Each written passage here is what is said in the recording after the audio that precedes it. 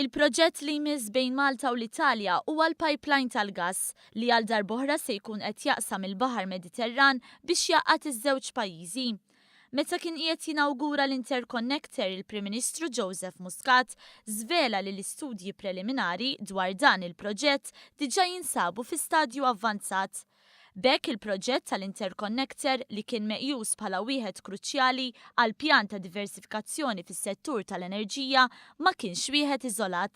Al kuntrarju kien biss il-punt ta' tluq għal aktar proġetti ambizzjużi u kollaborazzjoni bejn Malta u l-Italja.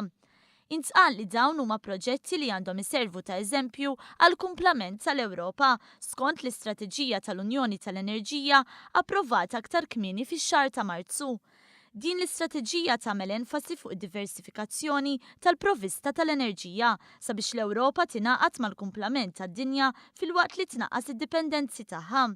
Il-Prim Ministru Joseph Muscat fisser kif il-Mediterran huwa ċavetta l-progress Ewropew f'dan is-settur.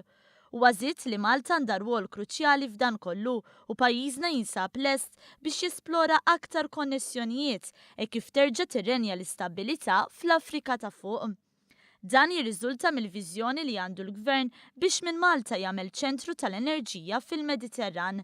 Viżjoni li fi kliem il-Prim Ministru pajjiżna għandu rrieda, il-kapaċità u l-impenn li jwettaq. Fuq l-istess linja tkellem il-Prim Ministru Taljan Matteo Renzi li qal li l-iktar aspett notevoli tal-Interconnector bejn Malta u Sqallija huwa dak kulturali. Minflok jinbnew ħitan, Malta u l-Italja qed jibnu pont fi sfond ta' konflitti u diviżjonijiet.